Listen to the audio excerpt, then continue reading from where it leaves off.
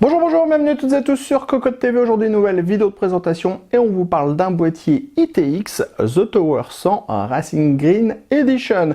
Un boîtier que l'on connaît déjà, on en a déjà parlé, qui existait en blanc, en noir et qui est maintenant disponible en vert anglais, on va dire, puisque le Racing Green, c'est tout simplement un vert anglais. Un vert qu'on retrouvait d'ailleurs sur pas mal de voitures de course à une époque, notamment les Jaguar. On est donc sur un boîtier ITX avec une installation intégralement à la verticale où on va avoir une sacrée vue sur les composants puisqu'on pourra être quasiment à 180 degrés sur tous les composants puisqu'on a deux panneaux en verre trempé à gauche comme à droite et un devant. L'alimentation, elle est cachée en bas. On a en avant la carte graphique, le système de water cooling ou le ventirail de CPU et la carte mère. Et ensuite, l'aspiration de l'air se fait du bas vers le haut. Au niveau du tarif, on est sur 99 € pour cette version Racing Green. On vous propose d'en faire le tour complet. C'est tout de suite, c'est maintenant, c'est sur Cocotte TV. On se lance à la découverte de ce boîtier The Tower 100 Racing Green Edition avec les tech specs. On est sur un boîtier qui mesure 463 mm de hauteur sur 266 mm de profondeur et 266 mm de largeur. Le tout pèse 6,1 kg. C'est compatible avec les cartes mères ITX. Vous pourrez mettre des ventirats de CPU en 190 mm de hauteur, des cartes graphiques en 330 mm de hauteur et des alimentations en 180 mm de hauteur. Bien sûr, la première chose dont on va parler, c'est le style. The Tower, on connaît. C'est rectangulaire, assez basique, mais ça permet de vraiment mettre en avant la configuration, puisqu'on va avoir la carte mère dans le fond, la carte graphique sur le côté, le système de water cooling dans le haut, des ventilateurs dans le bas, l'alimentation est cachée, ce qui n'est pas toujours le truc le plus joli dans un boîtier, et on aura une vue à 360 degrés sur tous les composants. Donc, c'est basique, mais ça le fait plutôt bien, surtout pour voir sa configuration à l'intérieur. Ensuite, au niveau de la couleur, on est ici sur la version Racing Green. Eh ben, ce vert, il est juste très beau. Il ressemble à un vert Jaguar. Donc, si vous le mariez avec un petit peu de doré, un rétroéclairage un peu jaune ou alors un rétroéclairage rouge, ça vous donnera quelque chose de très sympa. Pour le boîtier en lui-même, vous le voyez, on a un panneau en verre trempé à l'avant, un panneau en verre trempé sur le côté gauche, un panneau en verre trempé sur le côté droit, mais on est sur des portes qui sont équipées également de grilles d'aération, à gauche comme à droite, c'est intégralement filtré, et on a également des grilles d'aération dans la partie basse. Sachez que tout est amovible. Si on décapse la partie haute, donc on ouvre comme ça, puisqu'il faut avoir accès aux portes, puisqu'on est avec un montage qui se fait à l'envers. Alors bien sûr, je ne vais pas réussir à relever la grille avec mes petits ongles, voilà. Si on décape ça, on retire 4 vis, on fait sauter le top et on peut retirer tous les panneaux supérieurs. Pour les panneaux inférieurs, on a des petites vis à main par en dessous. Hop, on remet le filtre. On l'a dit aussi, le boîtier est intégralement filtré, que ce soit sur le dessus, sur les côtés, à l'avant, en dessous ou à l'arrière. Donc, on a parlé des panneaux en verre trempé. À l'avant, on va retrouver également le panneau de contrôle. Le panneau de contrôle, il propose les diodes d'activité, le power on, le reset, les entrées-sorties audio, deux USB 3.0 et un USB en type C. On tourne un petit peu plus. Vous voyez qu'on est exactement sur la même configuration, qu'on soit du côté gauche ou du côté droit. En fait, c'est plutôt à l'intérieur qu'on aura le plus de choses à dire.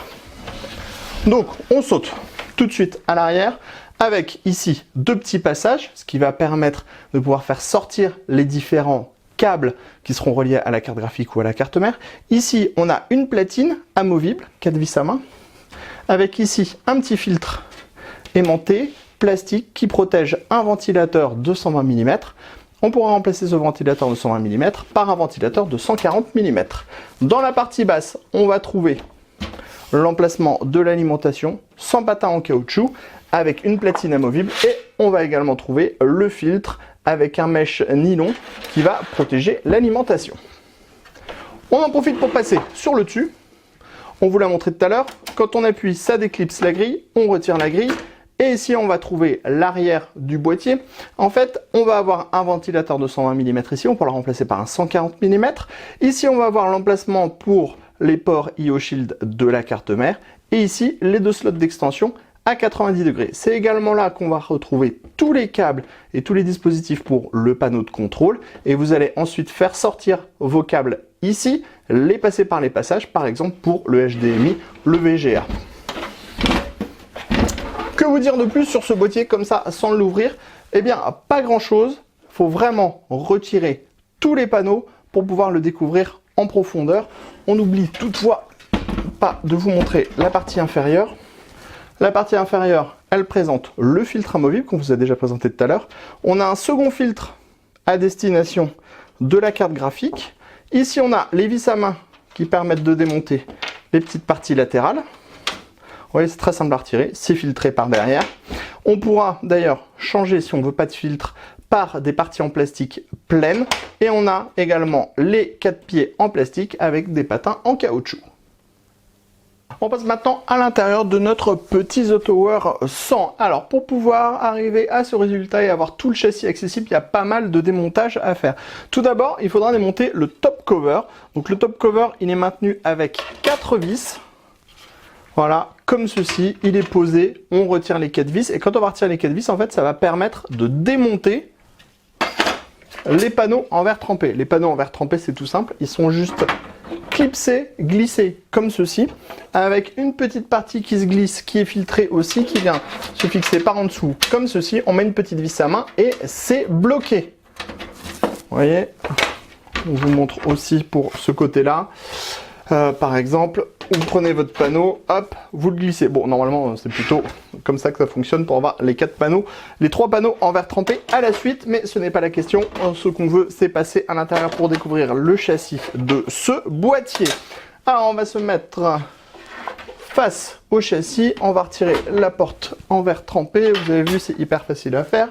On est donc face à notre boîtier et la première chose que l'on découvre ici, c'est le large accès backplate avec l'emplacement à destination de la carte mère ITX. Dans la partie basse, on a un gros passage ici, ce qui est très bien puisqu'on va voir l'alimentation qui va être installée juste en dessous. Ici, on pourra faire le retour des câbles sous le cache très facilement, passer par le passage, revenir à la carte mère.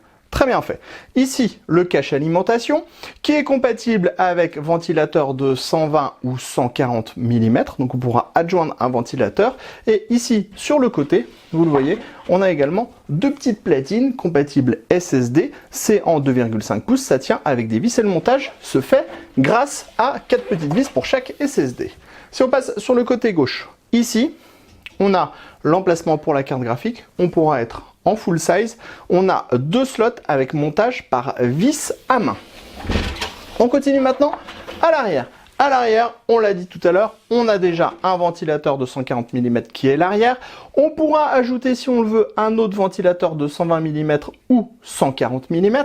On pourra aussi installer 2 disques durs avec les points de fixation, un à gauche, un à droite, ou alors installer 2 SSD. Attention, si vous installez 2 disques durs, vous ne pourrez pas exploiter le ventilateur arrière puisque les disques durs seront trop épais. Ensuite, dans la partie basse ici, on retrouve le support à destination de l'alimentation. On a une platine démontable, on fixe la platine sur l'alimentation et on vient remettre le tout à l'intérieur et c'est filtré par en dessous avec un filtre amovible. Il faut savoir d'ailleurs que l'intégralité du boîtier est filtrée.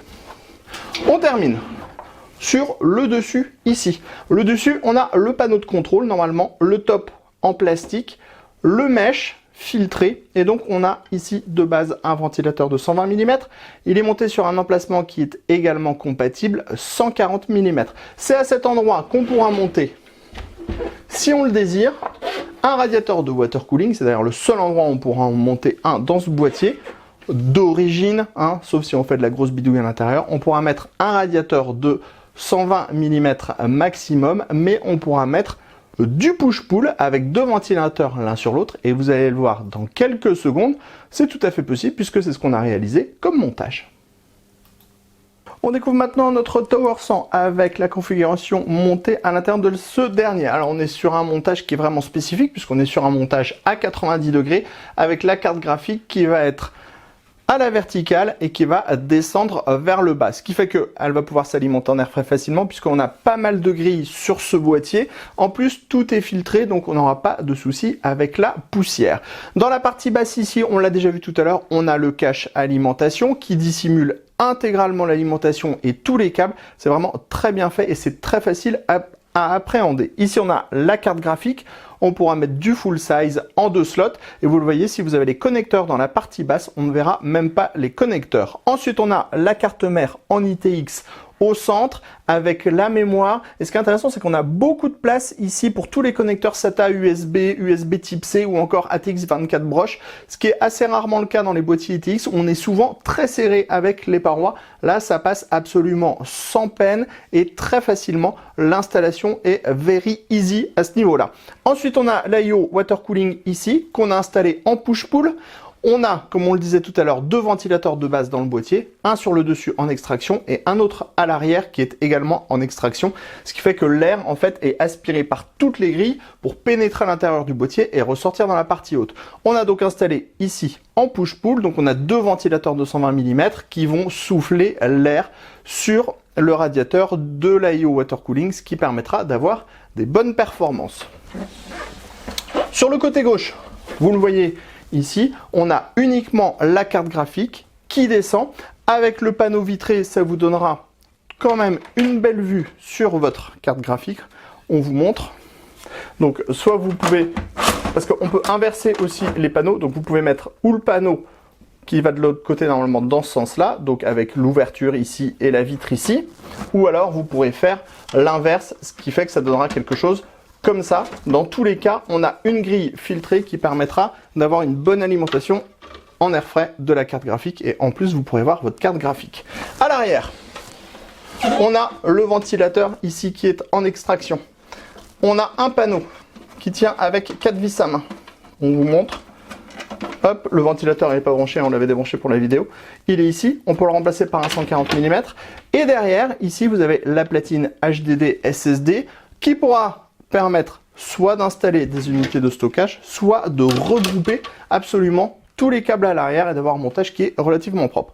Dans la partie basse, on a l'alimentation qui est installée avec son filtre amovible en dessous. Sur le côté droit maintenant, on continue, on va voir ici l'IO water cooling dans la partie haute.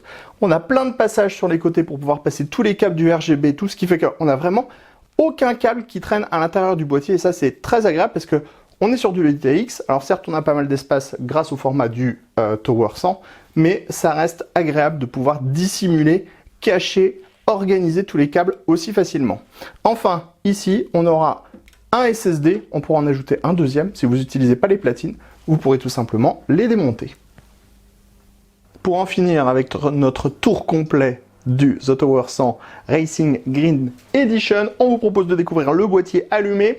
Alors au niveau du montage, vous l'avez vu tout à l'heure, on a intégré un IO water cooling en push-pull dans la partie haute, un modèle qui provient de chez Thermaltake sur lequel on a mis le rétroéclairage en rouge parce que le vert Racing avec le rouge ça va plutôt pas mal. On a également de la mémoire Tough RAM Racing Green également avec le RGB configuré en rouge et puis on a mis une petite carte graphique AMD comme ça assez rouge et on donne dans le vert et rouge. Vous le voyez, le résultat est plutôt très sympa. Si on mettait un petit logo Jaguar au-dessus de l'IO water cooling, ça nous donnerait presque un mode avec un boîtier qui arrive en fait livré comme ça de base à la maison. Clairement, ce Racing Green est pas du tout un vert kaki côté militaire, c'est vraiment ce vert qu'on retrouvait chez Jaguar à l'époque.